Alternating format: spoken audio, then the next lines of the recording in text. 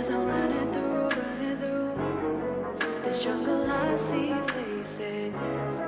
I'm looking back at you, but you won't stop chasing. Don't make me look back no more. No review mirrors here. I'm about to fall if I run through all these barriers.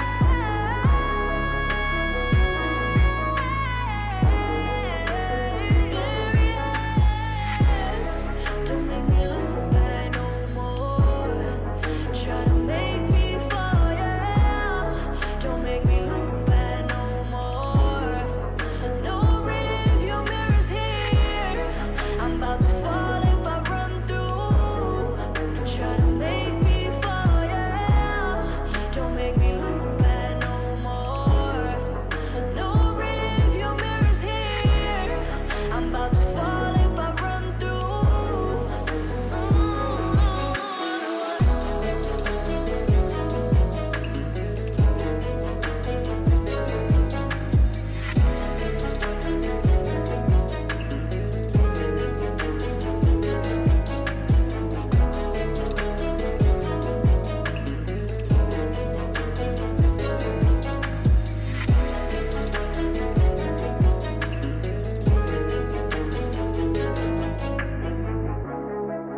As I'm running through this jungle, I see faces.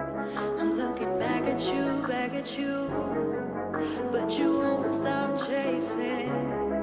Don't make me look back no more. No review mirrors here. I'm about to fall if I run through all these barriers.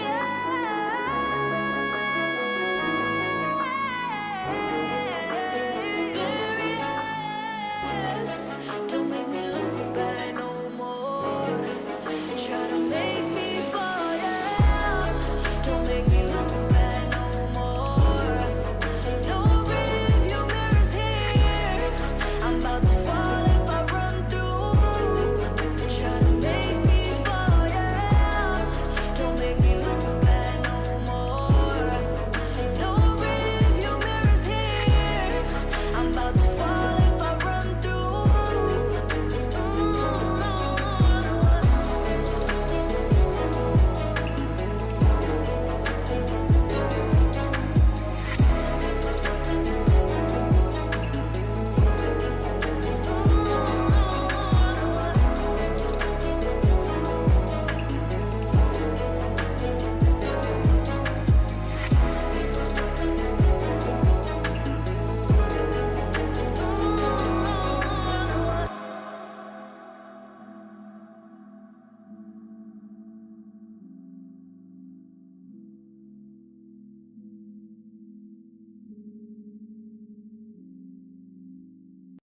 Nobody protects you from mayhem like Allstate. I'm a speed bump.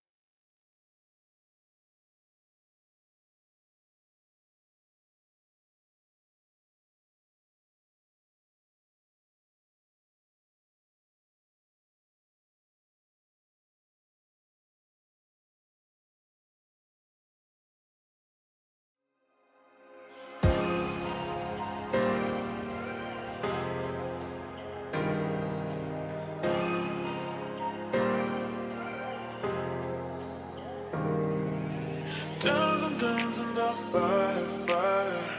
I like to see how you move, darling. Oh baby, please, it looks so flawless. Dance and dance in the fire, fire. I like to see how you move, darling. Oh baby, please, it looks so flawless. Wanna know all your secrets hiding. I wanna be by your life, yeah. But let me be some more than friends.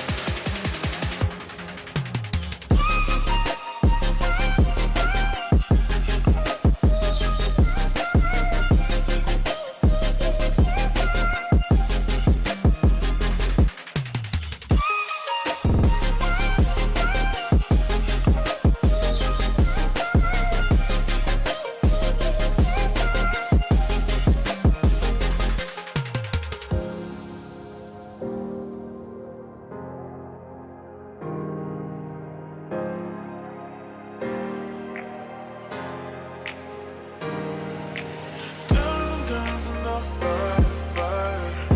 I like to see how you move, darling. Oh baby, please, it looks so flawless. Dance in the fire, fire.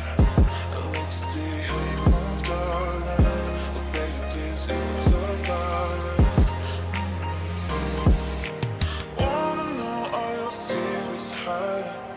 I wanna be part of your life, yeah. But let me be something more than friends.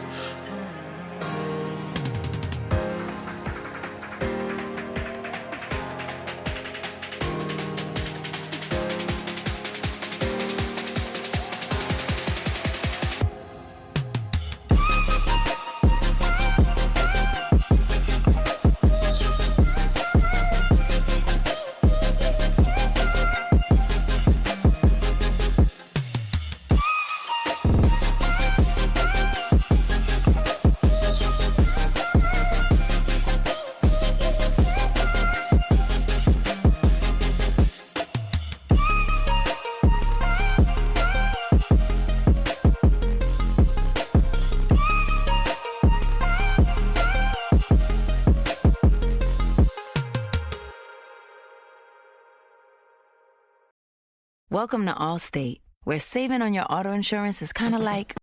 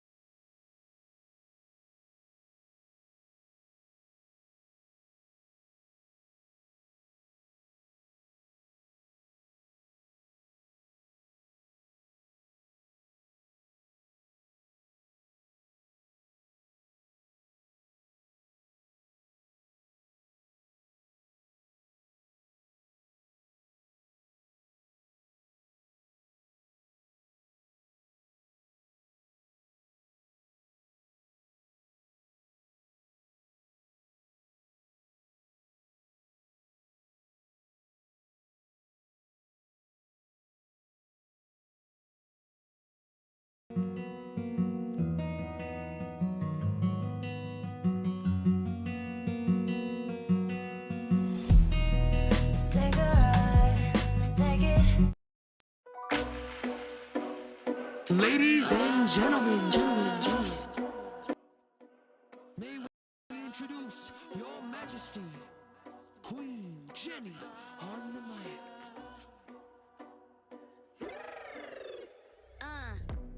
You out here playing checkers when I'm playing a chess hand. Come by the bag with my heel on your throat, got you on the floor looking deadpan. You the jester on the scene, dump you with my ditch plan. I'm the queen in this game, you the peasant in my lane.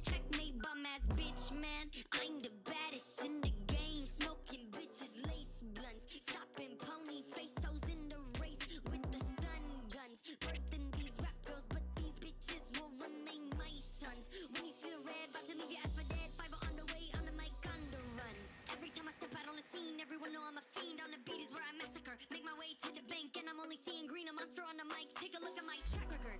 Witch sharper than a sword, I'm the goal you moving toward with a body looking so ethereal. Leader of the pack, red queen on the tack, either send the shots back or get new material. You out here playing checkers when I'm playing a chess hand. Fumble the bag with my heel on your throat, got you on the floor looking deadpan. You the jester on the scene, dump you with my ditch plan. I'm the queen in this game, you the peasant in my I had to switch it up a little bit. bitch, man. Bow down, bitches. The queen has a new royal decree. Either return with better ghostwriters or retreat from the sea. Bow down. Bow down to me, bitches! You out here playing checkers when I'm playing a chess hand. Fumble the bag with my heel on your throat, got you on the floor looking deadpan. You the jester on the scene, dump you with my ditch plan. I'm the queen in this game, you the peasant in my lane, checkmate, bum ass bitch, man. These bloody shoes as real as my roots, this ain't no lace front. Body curvy, ass bootylicious, these men chase, hun. Trendsetter on the scene, make these pick me bitches trace bum. Got these hoes rockin' red, my nemesis is dead, pocket back and load the gun. Got these bitches trying to duplicate, drop a bar once a month and the place will annihilate. Cashing all the checks, drop that bloody for dead, left her ass on red while my flow assimilates. I'm the girl you can't afford, that's why you get ignored, bad bitch, but I'm still imperial, leader of the pack, red queen on attack, either send the shots back or get new material. You out here playing checkers when I'm playing a chess hand. Fumble the bag with my heel on your throat, got you on the floor looking deadpan. You the jester on the scene, dump you with my ditch plan. I'm the queen in this game, you the peasant in my lane, checkmate, bum ass bitch, man. Bow down, bitches. All the ghosts, all the ghosts, all the ghosts, all the ghosts, all the ghost writers are dead. Not a bitch left with her head. I hate to say it again, but bow down to me, bitches! You out here playing checkers when I'm playing a chess hand. Fumble the bag with my heel on your throat, got you on the floor looking deadpan. You the jester on the scene, dump you with my ditch plan. I'm the queen in this game, you the peasant in my lane, checkmate, bum ass bitch, man. J-E-double-N-Y on the scene, it's a massacre. Freddy, Jason, and Jigsaw can't even attempt to slash like her. Killer on a ghost, still a freak, not a hoe. Coming for the dough, leave her by the glow. Bitch, I'm the female rap goat.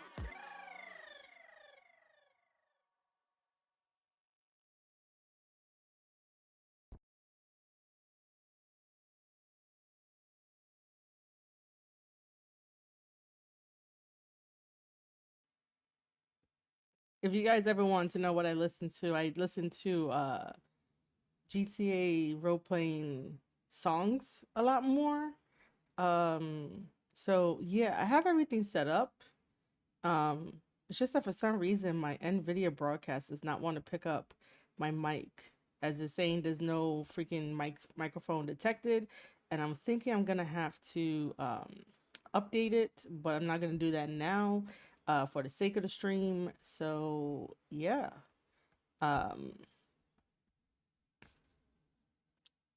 We have a lot to talk about today. Feels like a lot to talk about. Some really good moments, everything that Tama's doing online and stuff. So yeah, let me switch over so you could definitely see me and my beautiful curls that I, have today. What up? I guess we can make this into a podcast episode. So here we go. Welcome, ladies and gentlemen, to the Square Circle Podcast. I am your host, Marie Shadows, and on this episode of the Square Circle Podcast, yes, it is live over on Twitch, twitch.tv/Marie_Shadows, and over at youtube.com/Square Circle Podcast. We have a lot of different topics to talk about today, especially the news of Triple H retiring, Stephanie McMahon joining the board of directors for the Faze clan, or the Faze clan. I totally fucked that up.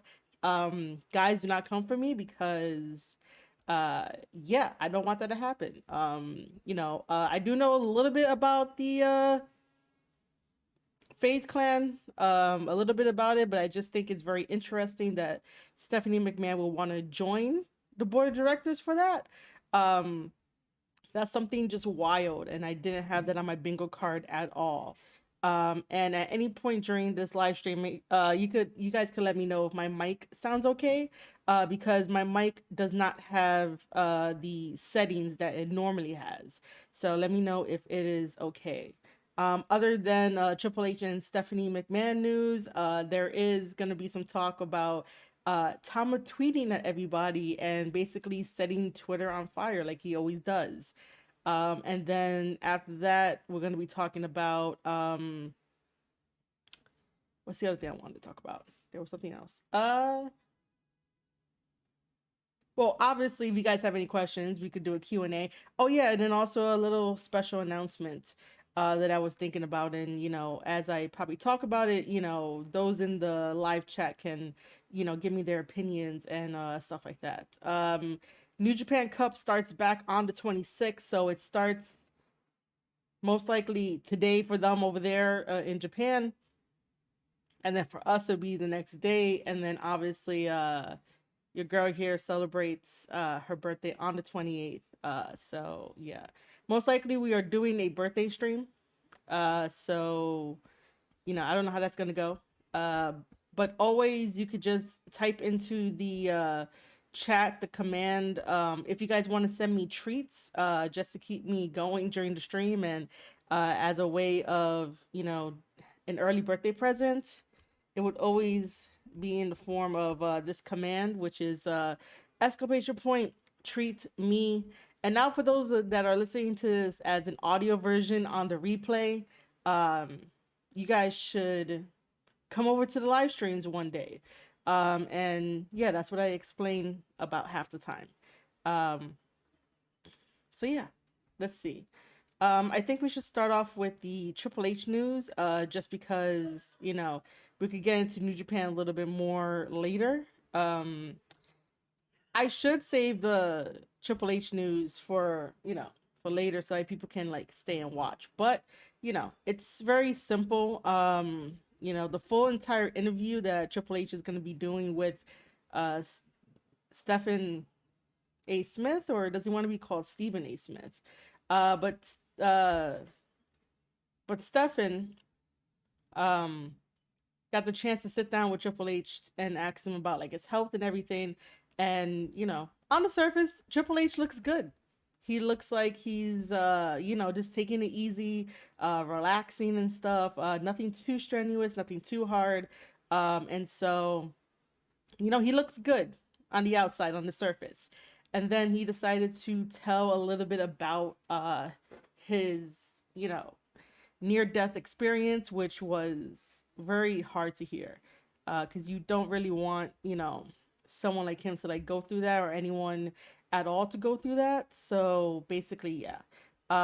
He mentioned in the little clip that was released by ESPN that he had a viral pneumonia in his lungs, started coughing up blood, went to the hospital. They ran some tests on him, and they noticed that his ejection fraction of the heart, which is like, you know, your heart pumps blood throughout your whole entire body, and if it doesn't pump it at like the normal rate of what it should be doing, I think it should be about like 55%. Hold on.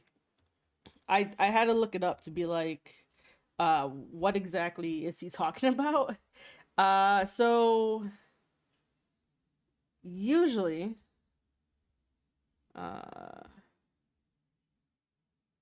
for a normal heart function, it's from 55 to 70%. If it drops anywhere lower to that, you're basically going into cardiac arrest. So in that video, he mentions how it went from 30 all the way to 12. And if they did not put a heart cath on his heart, then, you know, that would have been it.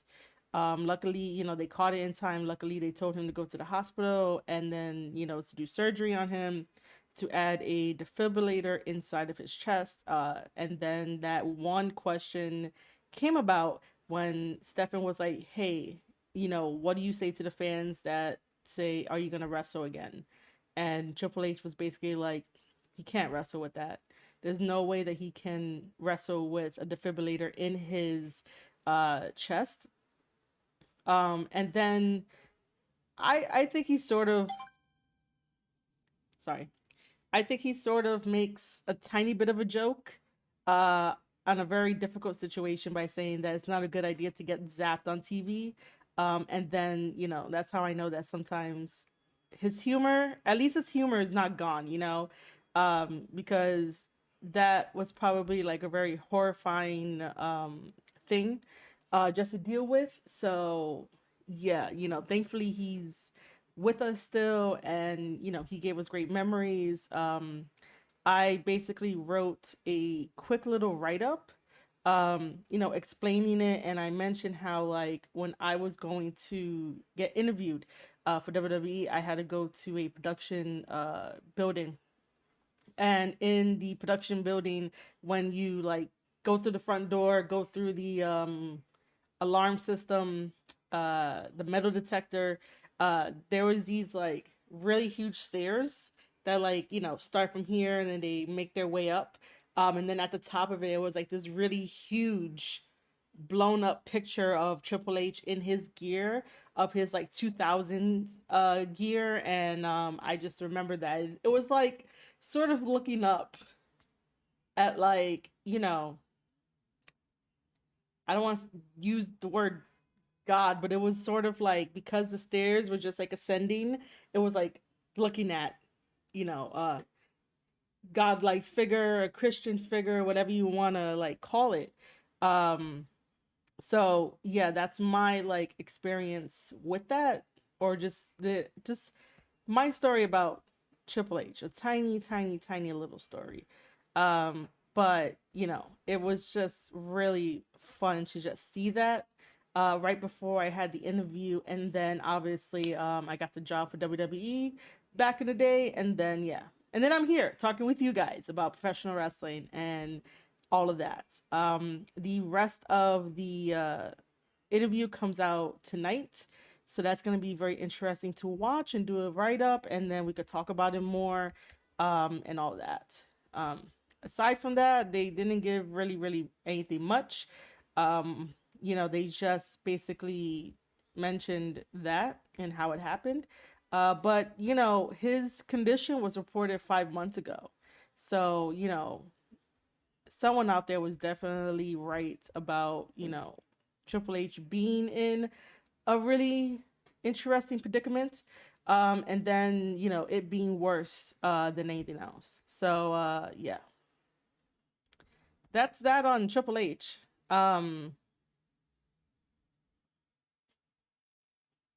Interesting.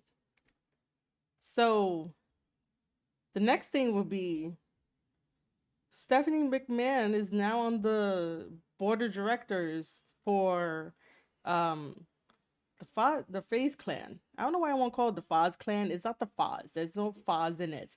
It's Faze clan. So for those of you that do not know, the Faze clan is a gaming group. It is a gaming clan, obviously.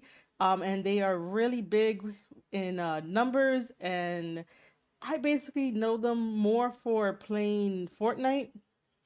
They play other games too, probably like Apex and stuff like that. But basically it's part of the gaming community. And I really think that's fascinating that Stephanie McMahon will go into the gaming industry. I mean, WWE has the contract with 2K and making the 2K games, and I'm seeing a lot of wrestling fans and streamers stream it on Twitch, and it looks like it's a home run, despite like all the dirt sheets, saying that the developers at 2K are tired, they're frustrated, they're angry, whatever negativity the dirt sheets put out during that time, you don't hear anything about it. And it's kind of sad that the dirt sheets don't want to cover the game and be like, hey, it's having a good time, it's a good success story. That's how like the dirt sheets end up making their money. It's by capitalizing on your negativity and on your fear and your unknown, and just do half lies, half truths. And that's the same thing with like regular news, that it's the same process. I haven't yet seen a dirt sheet say, oh, this is a really good game. There's probably like some flaws, of course there is, but overall, like, you know, let's do a breakdown of what WWE 2K actually does. You know, because it looks like it's a lot different from the previous versions of WWE 2K. So basically, like, you know, why is nobody, you know, talking about it more?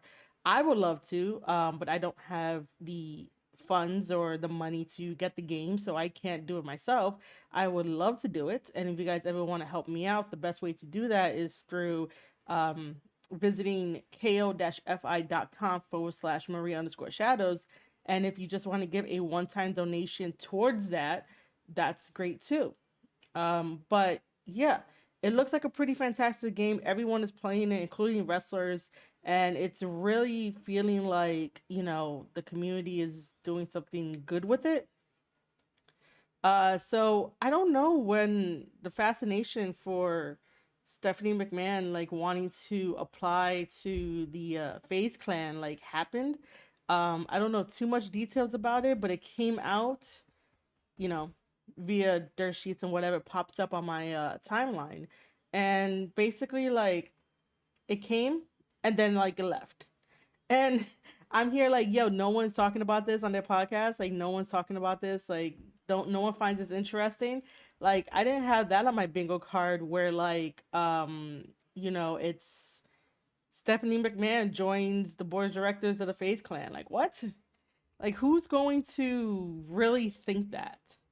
The only time that I got the chance to like be in the vicinity of the Faze clan, and they have a lot of fans. And most of their fans are like preteens, teenagers, kids, not really adults, because I don't know, in America when you become an adult you have to get rid of all of your gaming stuff, and you have to be an adult with like 3 jobs, still struggling, make sure you have kids, make sure you're married, and all that kind of stupid shit. But yeah, so back in the day I used to work for this furniture store, and basically I was the only one taking care of the whole store because, you know, they didn't know how to schedule people, and so I was taking care of the whole store, and it was the summer and it was hot, and I really housed some of the people there to try to buy the furniture that I was selling. It didn't really work as well, but the line to meet some of the Faze clan members that was just around the corner, like that line doubled, and I'm just there like talking to them, trying to get them to like buy stuff from my store, but it didn't work out. So that's like the only closest thing that I got to basically, you know, interacting with Faze clan members and their fans. Surprisingly enough, their fans were not toxic. But I do hear a lot of like stories about certain people are toxic, but you know, that's just that. Um, so yeah. I think that's very interesting for Stephanie McMahon to be on the board of directors because she has a lot of connections. She has a lot of reach. Most likely, they're probably going to do a lot of like networking and stuff like that. And then also, I think in passing, of course, because no one is talking about it, that she's also going to be on a Twitch reality show, as per the Faze clan, where it's her and I think I saw Snoop Dogg and like someone else, and they're just gonna be on this Twitch reality thing, and I think they're gonna be playing video games, which is gonna be kind of funny, because you kind of think of Stephanie McMahon as like Vince's daughter, and then now Triple H's wife, former wrestler, former women's champion, you know, basically getting kidnapped by Undertaker, but you know, safely coming back, and then a bunch of stuff. You know, so you know Stephanie as, you know, the wrestling part, but then to try to see her grow in the gaming part it's gonna be like super fun. Just for me. Because you know I like video games, and I like to obviously be sponsored by video games. But you know, it's gonna be very, very interesting. Let's see how well she does in the video game world. It's definitely an interesting career direction, other than like not being with WWE. But then, you know, as we saw over the years, the weirdest thing is that like Vince sort of made it feel as if like he just pushed out uh Triple H and Stephanie, besides like Triple H's heart condition. It just felt like a matter of time. Like his kids, maybe his kids didn't want anything to do with it, or maybe they did want something to do with it. But other than that, like it just felt like, you know, he's gonna push them out and then have um uh Nick Khan there, and like, you know, it feels like Nick Khan is gonna eventually take over WWE. So yeah. Um Very, very interesting developments. I don't have like any other information on like why Stephanie decided to join the Faze clan, and you know what the future holds for her. Like I really think that's an interesting career path. I really, really do. Um but yeah, let's see. Those are like my only two. And then we could get into some New Japan talk. Some what do you call it? Some Tama tweets, man. I think I should have a section on here, or a segment on here, where I just say Tama tweets. Because man, like if it's if it's his day off, or not even his day off, you know, he be on Twitter talking shit to everyone, to everyone. Um, so yeah, let's see. Where can we start with this? So for anyone that don't know and want to get a quick you know, speed up on this whole thing. We are currently right now where Tama and Loa have been accepted into Hantai, which is basically like the team. It's called main unit. So it's like Tanahashi, Taguchi, Master Wado, um, and probably some others, but like those like the three biggest ones that have come to the has come to save um Loa and Tama. Um, give me a second here.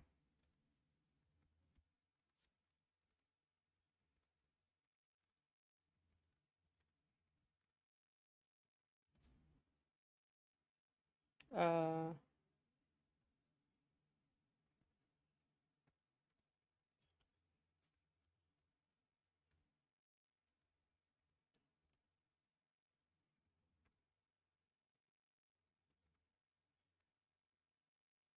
if anybody at all has like any questions, you guys can like drop them in the chat if you want. While I try to get a little bit more people here. While I try. Um,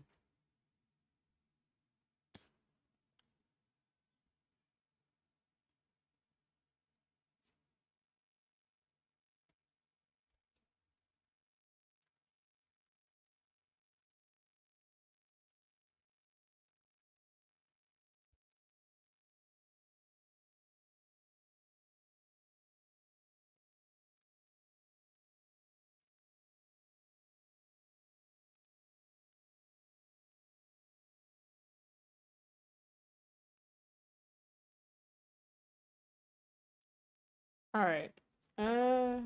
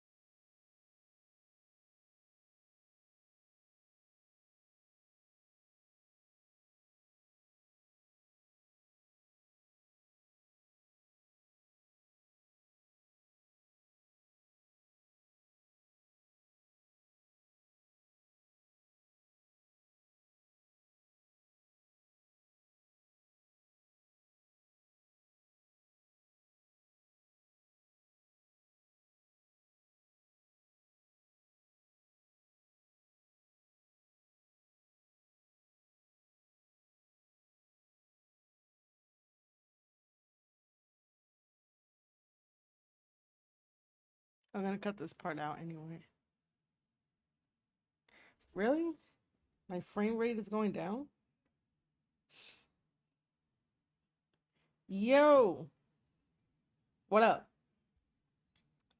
You know, I was gonna call you I don't know, like I was gonna say the Pew Pew podcast. My damn brain is is so bad. But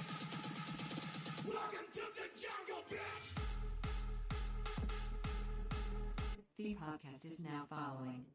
cool. Thank you for that, man. I appreciate that. I didn't know if you were busy or whatnot. I gotta move the alert thing to the front, so that way it doesn't get blocked. But yeah, that's your entrance theme song when you come in and stuff like that. Uh, I'm trying to get more people from like the New Japan Reddit, since I'm like semi famous over the New Japan Reddit. Trying to get them to come more to the stream. So before I was talking about Triple H. Yeah, the Pew Pew podcast. I'm sorry, that's how my brain read it. It really did. It because like for some reason my brain couldn't sort of in my head pronounce the PW, so automatically it was like pew pew. I'm so sorry. That's what happens when like, you know, you're like, oh my god, someone came in, and then you try to read the name and then it's like, oh, the Pew Pew podcast. I'm so sorry. Um but yeah, before this I was quickly talking about Triple H, and then Stephanie McMahon joining the board of directors for the Faze clan, which is kind of interesting, and nobody is talking about it, which is kind of weird. But then again, we don't probably know much details about what is going to be happening, but I just think that's pretty interesting for someone to jump from wrestling as we know them as, and then all of a sudden like go into gaming. But it's not really uncommon. It's just not on my bingo list, you know, not on my bingo card list and stuff. Well, I guess we can definitely like, sounds like a podcast about weapons. Yeah, it does. It does. I mean, you and I were debating, so like I guess we can say weapons, you know. All right. So, let's talk about those Tama Tonga tweets, man. Every time like it gets close to something big, I guess, cuz the New Japan Cup picks up tomorrow and it ends on Sunday. So Tama automatically in the morning was going after people, and I'm here like, yo, Tama needs a hug.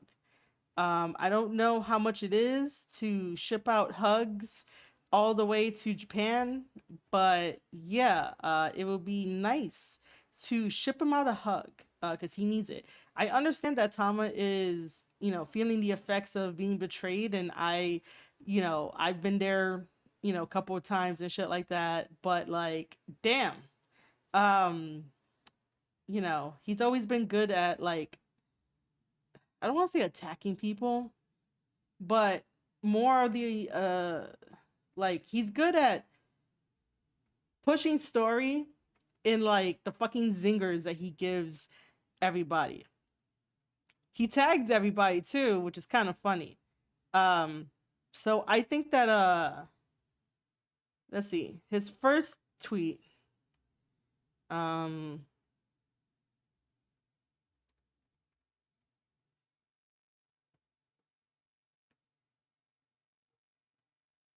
I just realized he changed his profile picture.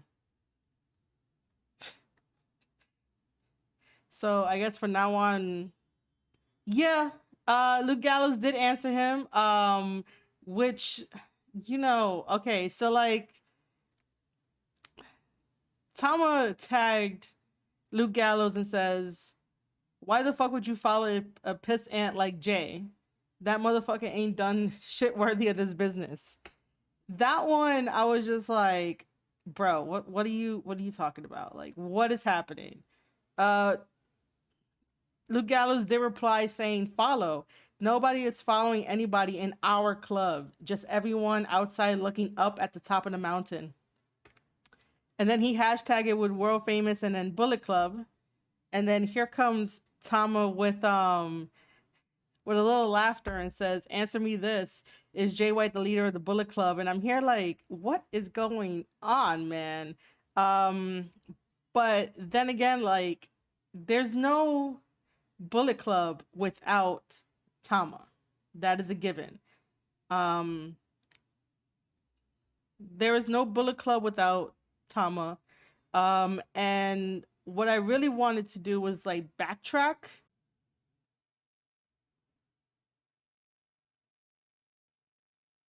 Are we back? We're back.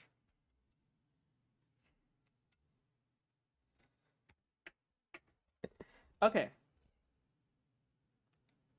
I am connected, so I don't know why it decided to disconnect to reconnect.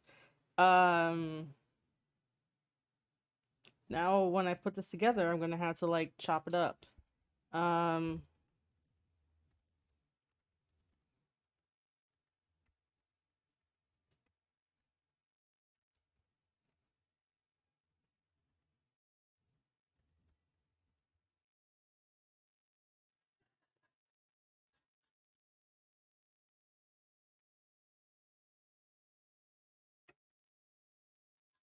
All right, are we good?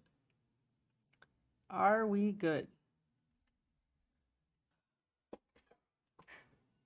Man. All right. We are live.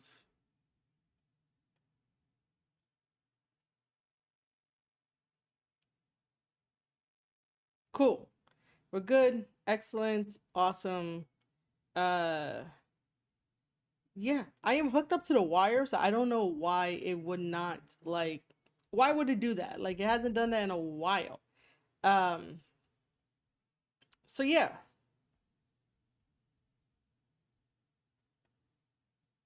Are we good with everybody else?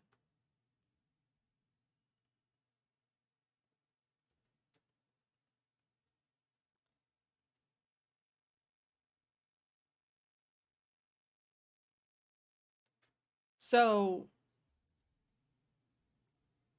as I was talking about what was happening on Twitter before OBS decides to cut out on me, Tama definitely was, throwing fire to everybody. He started out with Fale and basically like, "Hey, what up, guys? Thanks for coming into the chat. Botch spots and chair shots. They just came into the chat. What up, guys? So yeah, I'm up to some Tama news. Because Tama has been definitely throwing the flamethrower at everybody. And I totally understand why he is. I totally get it. When you get betrayed, you basically like want to lash out at everybody and stuff. So, when I wake up, the first thing I probably check is Twitter, which is a bad thing. But that gives me my content so that I could talk about it and then like present it to you guys and such. So Tama goes after Fale, and only because Fale was like, "God betrayed who?" Right? I think that's how it was. I should have like the tweets up here, but like it's a lot more fun trying to like retell the story. Let me see if I could like try to, cause freaking Tama went after everybody. There's like one big story element that I want to talk about, because this sort of leads into talking about the match between Jay White and Hikuleo over at New Japan Strong Mutiny. So oh yeah, I was right. I was right to say who betrayed who. That was from Fale. And then Tama comes back with, "You betrayed me, you lost your way. Like, Jay, you haven't been anything in a very long time and used me to get clout. Don't worry, I'll make you relevant in the worst way. I'll show you how I play." which I'm just like, that sounds like something from like what you would probably put in a poem. Not really a poem, probably, but like the last part is just like interesting. Um, and so, you know, Tama is completely right in the fact that Fale did betray him, but he like did his finisher, the grenade, over to Loa. When Loa came in to save Tama, Fale turned his attention to Loa, did the grenade, which is his finisher. It's a Samoan spike, and that was it. Just because the damage was done from everybody else to attack Tama, Fale didn't attack Tama. So my whole theory ever since like that happened is that there's something like amiss here. Like I think later another turn is probably going to happen in Bullet Club to where everything makes sense. But if, you know, these guys keep going back and forth on Twitter to reveal more story stuff, you know, it's probably not going to pan out to it's probably not going to pan out to the way that I think it is. Yo, J-Rod, what's up? Yes, crazy wrestling news. You missed like the first half of me talking about Triple H and Stephanie McMahon, because Stephanie joined the board of directors for the Faze Clan, which is, again, not something on my bingo card for this year. Like, that's really, really weird.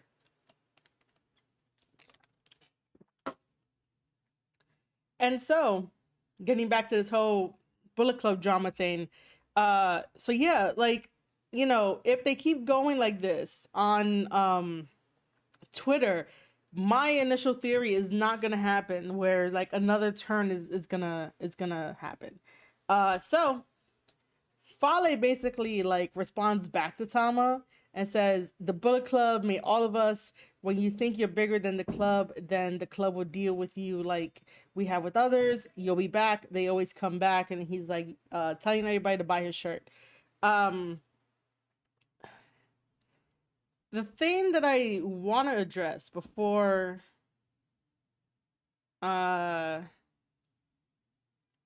basically Tama responds with I'll be back, what the fuck? You getting soft with regret already? Nah, payback is a motherfucker and I'm getting mines. All right. So all right. So the main point, because like for some reason when like Tama goes after, you know, either Fale or Luke Gallows or you know, any of the members of Bullet Club, like the fans always get salty and they always attack Tama, and I'm here like, guys, like you guys getting worked up for like no reason, right? And I see a lot of people that want to throw back in Tama's face what Loa had said when the first Bullet Club Civil War happened, where Loa said directly into the camera that no one is above Bullet Club, which is true. Like no one is above Bullet Club. I think that everybody together, the team, makes Bullet Club, and if you happen to get bigger than the name, then yeah, there's probably room for you to go find somewhere else. You know, if you're not pushing Bullet Club together as a team, then like it's gonna fall apart, because Bullet Club is not like a one person thing. It's not a one person like show. There we go. It's not a one person show. So some fans are like trying to remind Tama that like, you know, he got too big for Bullet Club.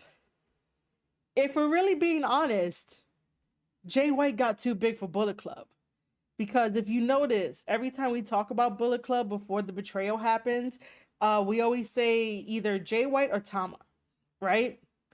Tama showed off what he could do in the G1 and also in the World Tag League as singles and tag team respectively, but Jay White has definitely been like everywhere and blowing up social media and basically giving AEW their million views. Which, by the way, have you guys thanked Jay White for that? To give AEW a million views on cable? You know, without having Jay White there, AEW would have never gotten that million view. So, you know, I understand we're in the middle of this Bullet Club war, and I've already chosen my side. But yeah, basically, make sure you tell Jay White thank you for that. Other than that, you know, I don't think at any point Tama and Loa got bigger than Bullet Club. If anything, they would just stay here where, you know, they are Bullet Club. You know, they basically embraced what it means to be Bullet Club and how to act to be Bullet Club. And if like push comes to shove, basically have to do the dirty work and kick people out if they're not up to a standard. And I totally get that, you know, Jay White has a standard, just because of the way that he goes about and have his matches. When he picks his opponent, when he knows that he's better than them, that's like probably an easy victory for him, but it's not like an easy day at the office. You know, you could definitely tell that his work ethic definitely has um, the standard that Jay White wants for the Bullet Club. However, I still say on this podcast and on the previous ones that if you left and if you come back, you shouldn't be having your same position in the club. If you come back, it should be like you start from the fucking bottom. There's no way that like Carl Anderson and Luke Gallows should be able to call the shots just because, you know, Jay White was like, yeah, you guys can come back. Yeah, you guys are great. You know, just because, you know, Jay White doesn't have any ill will towards the Good Brothers, never really interacted with the Good Brothers like that, and never really like had any bad episodes with them, if that makes sense. Which all makes sense now as to why when the interaction happened, the meeting happened in Impact, where it was Jay White looking at Kenny, looking at the Good Brothers and Don Callis there, that like it makes sense now. Kenny and Jay White has a history. They had an amazing battle. At the time, Kenny Omega was the IWGP United States Heavyweight Championship champion. Yeah, and no, hold on. Okay, yeah, because he did not take. Did he take the belt off of him? No, he didn't. Okay. Jay took the belt off of Kenny when Kenny had the U.S. belt. Then Jay fought Hangman for that belt, kept it, and then Juice took the belt from him. Okay, yeah. Because he won the, when I say he, I mean Jay. Jay won the heavyweight, basically off of somebody else I can't think of right now. But yeah, so, you know, there's this standard in Bullet Club and I can see it. But the confrontation, basically, I can understand that what happened to Kenny, and we can't say the Good Brothers, because the Good Brothers decided to leave on their own term. They really wasn't kicked out. But they probably thought that Jay White had the same thinking as everyone else in Bullet Club. That the Good Brothers are bad, Kenny's bad, therefore, you know, that's why they were a little like standoffish in a way. So, you know, now it turns out that, you know, there was no ill will or anything like that.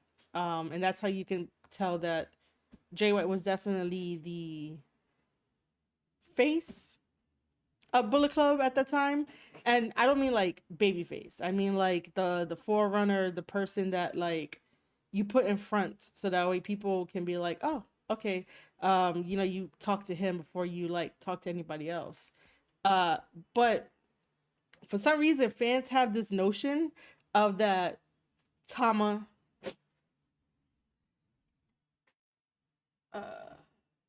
Give me 1 second.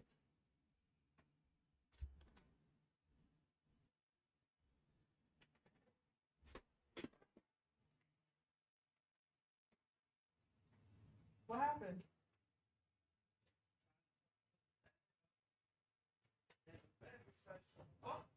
Hold on.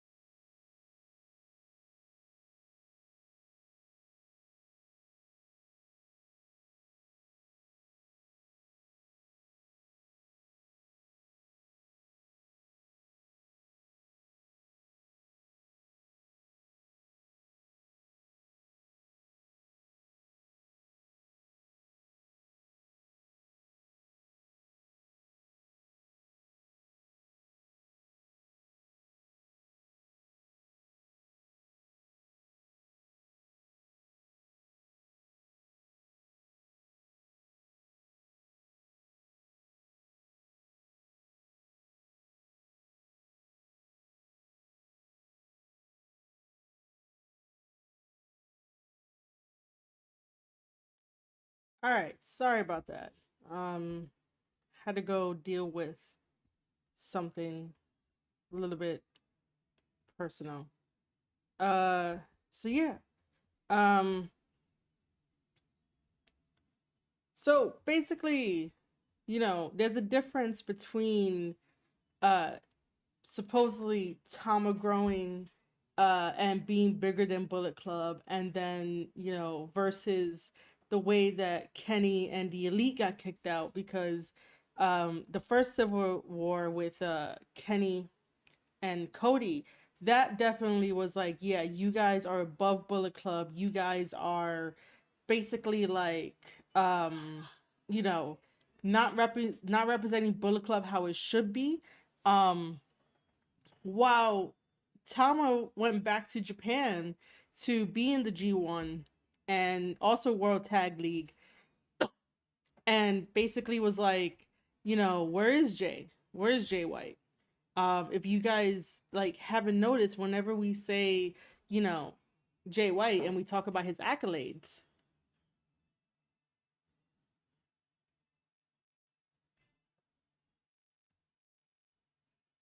hold on. I promise this should be like a really smooth stream, but like shit is happening and I just want to make sure that everything is okay.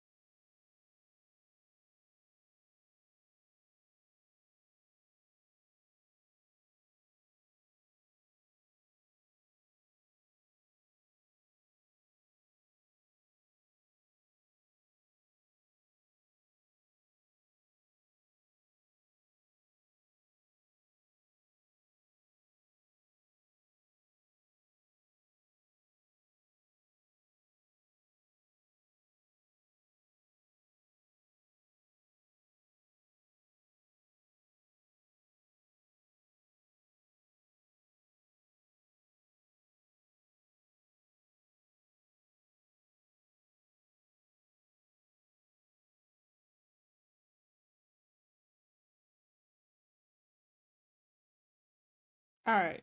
Um so yeah. Uh oh, hey. Cool.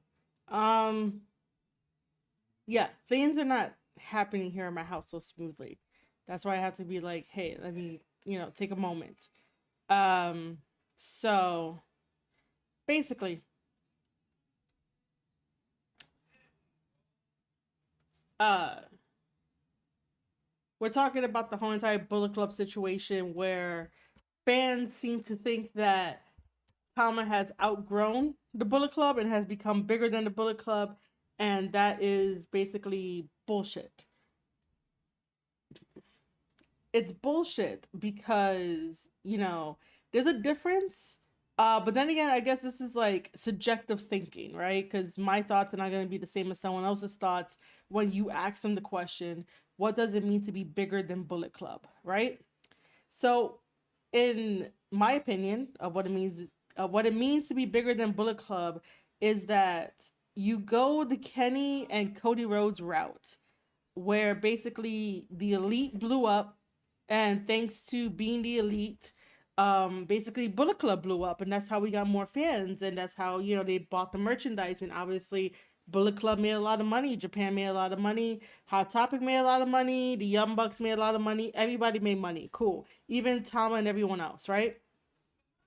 uh so basically, um because they had BTE and they were like exposing a lot of stuff, and then like Cody feeling some type of way, and then all of a sudden the whole jealousy came about, and this is how we got the first ever Bullet Club Civil War. They outgrew Bullet Club because they weren't representing what Bullet Club was supposed to be about. They basically was fighting against each other over jealousy. Cody didn't really need Bullet Club. Like he should never been part of it in the first place, but the Young Bucks want to include like all their friends to sort of be like accepted and in that, but that's why Tama and Loa and Haku kicked them out, because they were above Bullet Club. They basically was doing things that represented them with, and I guess by proxy of the Bullet Club name, rather than like, you know, saying that they are Bullet Club, they're with Bullet Club.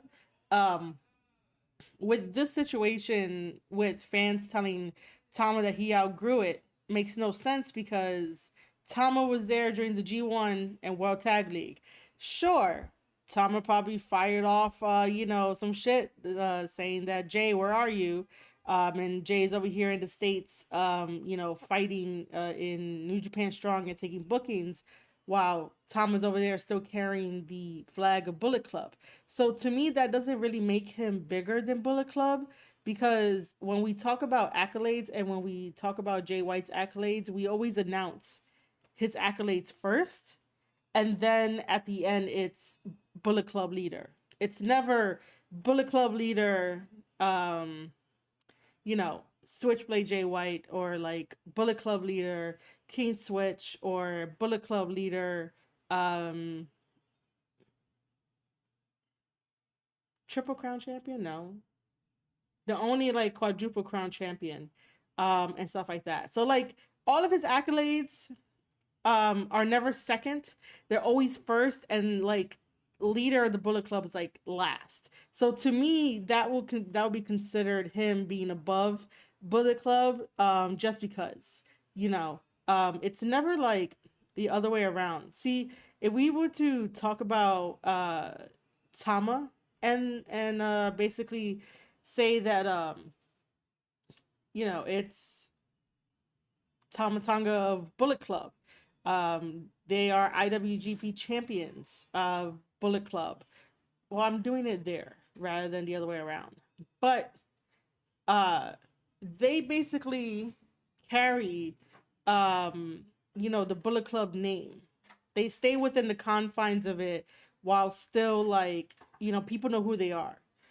So I find it kind of funny that fans are automatically like, you know, they basically outgrew. And that's what, you know,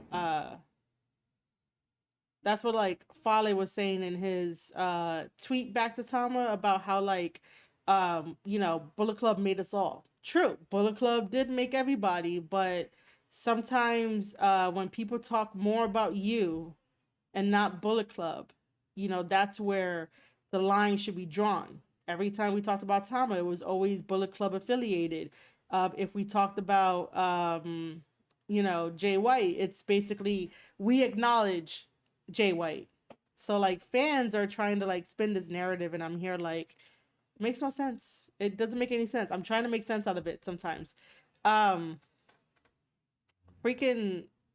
Tama also goes after Chris Bay as well, which I thought that was funny. I'm just like, yo, you're gonna like burn every single bridge. He already did, and you know, not gonna have any like Bullet Club members in a way to be like, all right, maybe this was a bad idea. I'm surprised he has not gone after Ishimori and El Phantasmo, or even like the House of Torture. Just because.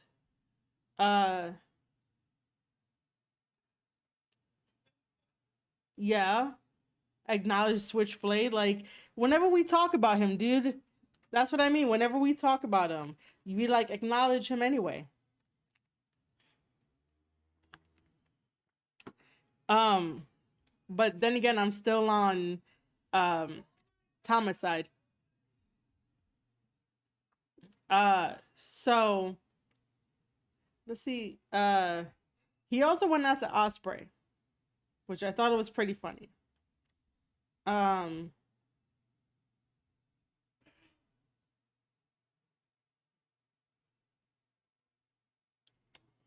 Because Osprey was like, at this point, call me 5-star, call me Captain 5-star. And freaking Tama here is all like, but why does Chase Owen make more money than you? I thought that was a huge freaking like jab at everything. Um, you know, I just find that kind of funny. I also find it funny that I think people consider Tungaloa to be like, I don't want to say, I guess the passive one, because he doesn't show you know, as much fire as Tama. Loa is like sort of reserved, and he's all like, you know, I'll, you know, attack somebody or say something to somebody when he really needs to. But I find it funny that Osprey came back at uh Loa in like their exchange on Twitter when Loa just simply answered a question that Osprey had, and Osprey automatically was like, "Hey, don't be mad at me that you know, they turned on you guys." And Loa was like, "Dude, what?" Like that has nothing to do with him just answering the simple question. But you know, Tama doesn't hold anything back. I actually quote tweeted that, and I was just like, interesting development, more at 11. Uh, just because I thought that was pretty funny. Um, and then you know, there's just a lot to take in, and I noticed that like New Japan, I don't know if New Japan is telling them to you know, not give away everything or anything like that in the backstage segments, because I need more to the story than anything else. You know, I just need a little bit more breadcrumbs, and that's why sometimes like I trust Tama in this to sort of push it.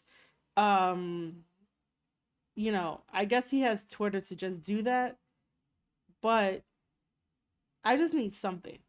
Like I said before, I know that you can't rush these stories. You can't give me everything.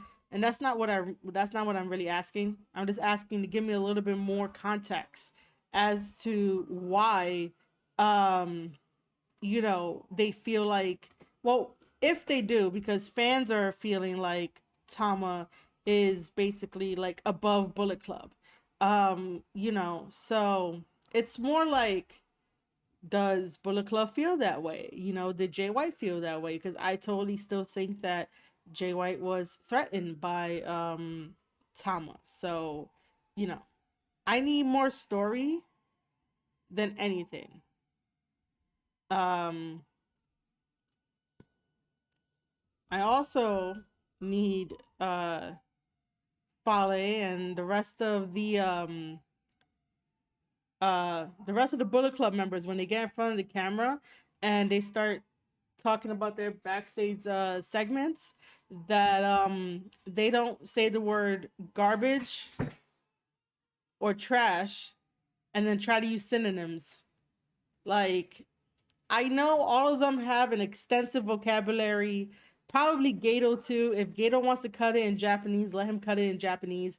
But I do not need a watered down version of Bullet Club by them going the route of saying garbage, trash, and synonyms of that. You know, if they had like me in there, you know, they'd probably tell me to throw in basura as that word, which also means trash. Like, I just really don't want to hear another backstage promo where I hear that. I really don't. Because that doesn't really do anything. It's like I have to wait until like maybe the next day in order to maybe hear something good. In order to like hear you know, something of story worthy. The only story worthy Bullet Club going PG. You know, maybe I should tweet that next time, J-Rod. What do you think?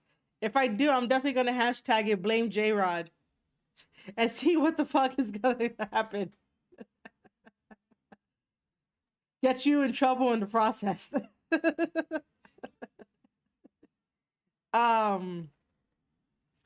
But yeah, the only interesting development is what happened on New Japan Strong, that they decided to release the clip of Jay White talking to Hikuleo. which by the way, those New Japan Strong tapings that just happened, we probably won't see them until maybe like mid April. I'm gonna take a guess as mid-April. Um, so yeah, for Mutiny, that's coming up, April 10th. It is going to be Hikuleo versus Jay White. Just because Jay White called out Hikuleo, Jay White basically said that Hikuleo is the future and that, you know, he still wants him to be part of Bullet Club. That was like his moment to choose. And so, you know, Hikuleo sort of did choose, but he doesn't want anything to do with Jay White. He says that he is still Bullet Club, but, you know, again, he wants nothing to do with Jay White. And then he even questioned Jay White of like, you know, that he did say that he's the future, but why is he not like the future right now, right? Like everything that Hikuleo has done, he basically wants to, you know, get known more, you know, get out there, get like his momentum is picking up. He's been doing a bunch of good things. He created his own Patreon, if you guys didn't know. I would love to support him via his Patreon, but I'm poor. But he's been having his Patreon, sticking to making his vlogs and showing you guys behind the scenes and stuff like that. Tomorrow he's going to be at the 2300 Arena with everyone else doing a meet and greet, which is kind of cool. I wish I could be there, you know, just so that way I can, you know, chat with him and whatnot. But other than that, like, he was sort of like testing Jay White. And Jay White had to remind him that it takes years to get to where he's at. And obviously, Hikuleo is not there. But Hikuleo is getting there, you know, he's getting there. Anyway, so yeah, April 10th, it is definitely going to be Jay White versus Hikuleo at Mutiny, and this is very, very, very, very pivotal. No, pivotal. Why am I pronouncing a B in it? It's very important. I swear, I know I could talk. I know I can.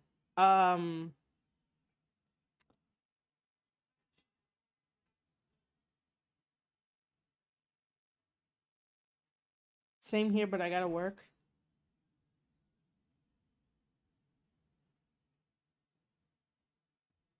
I have no idea what that comment is for. Let me see. Let me see something.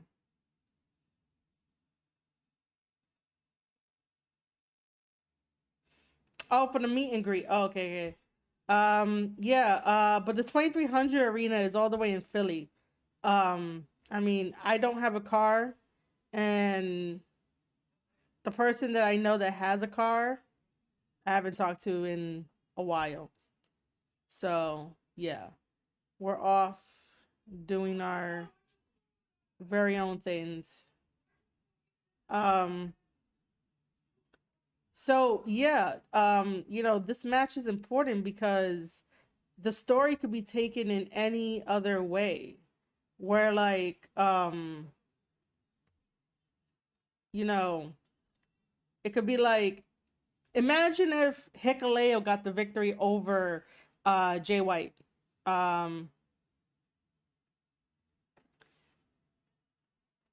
Yep, that's life after 30. Jeez, man. Um, but imagine if Jay White got the victory over Hikuleo. And that would definitely put some things into perspective for Jay. And you would think that because Hikuleo is so tall, he doesn't have that much muscle on him, but because he's tall, he should be able to at least get a slight advantage over Jay White in their match, but yeah, I don't think so. I think that this match is basically a match that's going to get Hikuleo kicked out of Bullet Club. Um, you know, it's not, I don't think the stipulation will be announced beforehand, but I think afterwards, when Jay cuts that promo, he's definitely going to kick him out. And I think that Chris Bay is going to be involved somehow, and Chris Bay is going to basically help out Jay White and basically fuck over Hikuleo just because. That's how I see it playing out.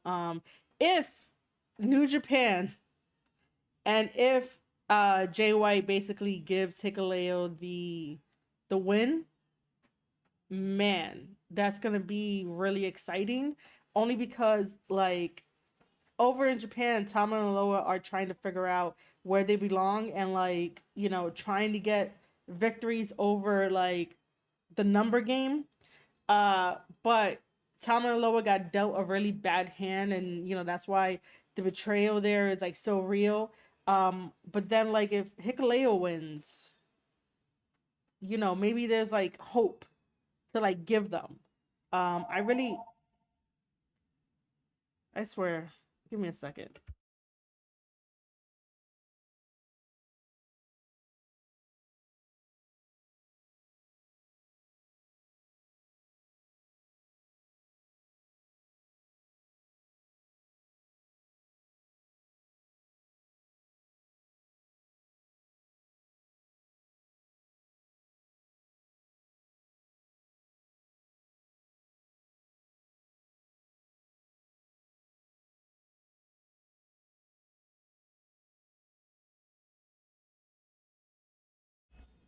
I'm seriously getting annoyed. Oh man. And yes, I still have a landline. Um this is probably not going to go up as a regular podcast episode. Probably not. Um but yeah, I would think that if Hikuleo wins this match, it would definitely be like, you know, giving the Gorillas of Destiny hope, knowing that, you know, obviously Jay can be defeated.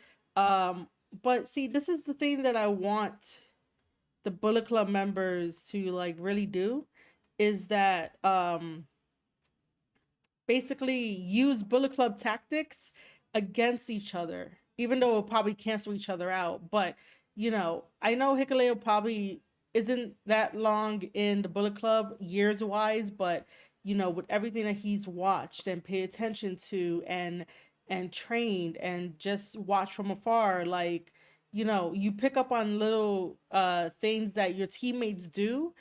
You pick up on their strengths, you pick up on their weaknesses, you pick up on everything.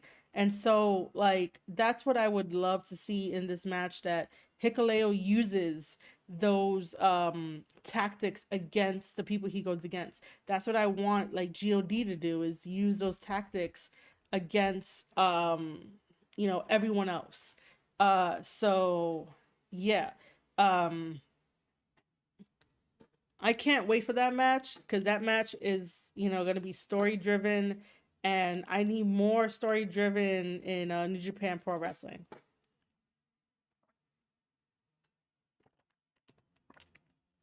When it comes to Bullet Club versus God, um, the same way that Osprey gives us a story when it comes to him and Zack Sabre Jr. and how he got you know, wrongfully um cheated out of the New Japan Cup. So yeah, I just need some more story. It can't be story based driven on Twitter only, even though that's where he you know, would get, well, when I say he, I mean Tama, that's where he would get the most interaction from. And I guess if he tells uh the president that, you know, it'll be fine and stuff. But yeah, Tama went around Twitter early in the morning and just started roasting people, even tagging like everyone in there. Luke Gallows did answer Tama, and of course Luke Gallows was like follow, like no one follows anyone in their club, um, which is kind of bad because if no one wants to follow anybody, then what's the point of having a club? What's the point of being there? Like, if they're not following somebody, what happens if they're not out there supporting you and not out there watching your back, right? Because like, if you're not following anybody and no one is leading by example, then what's the point of having a fucking club? And then what's the point of, someone going out there to be by your side if you think that, you're not supposed to be following anybody? The reason why, like, you have a club or a following or a community is because you believe in the message of the one person that's like, hey, I'm putting this together. We're having a club of whatever it is, and that person should be leading by example. And then the other people just follow because they have, common interests. They follow because of loyalty and stuff like that. Like, it just makes no sense. Um, I am not sure if like any of this was thought through, but I would say that it's okay.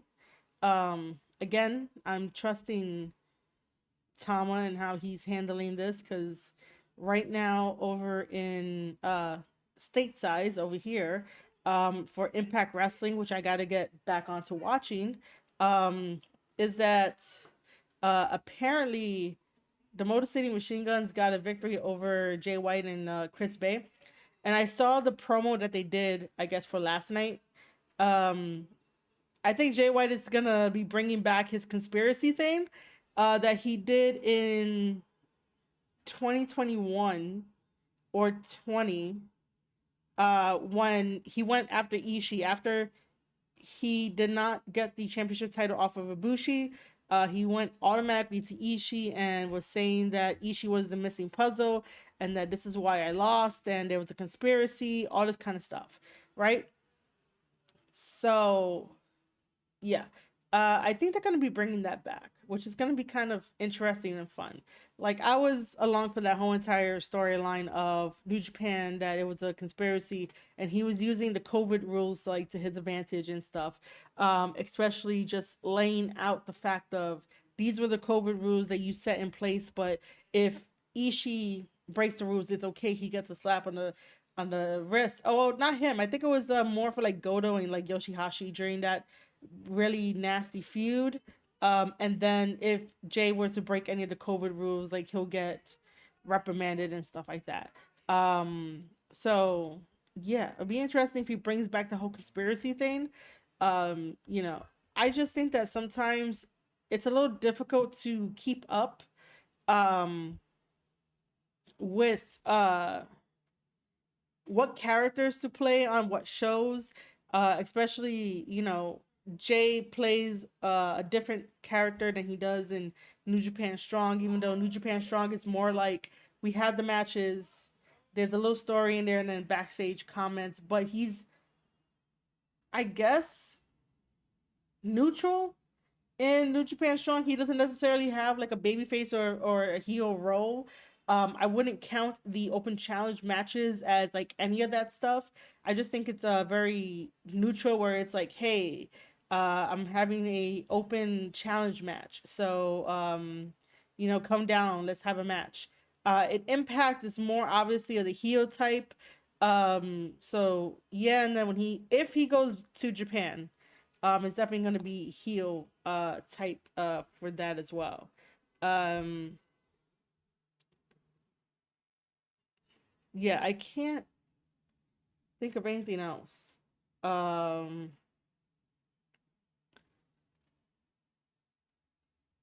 can't think of anything else for Bullet Club. Um, all right.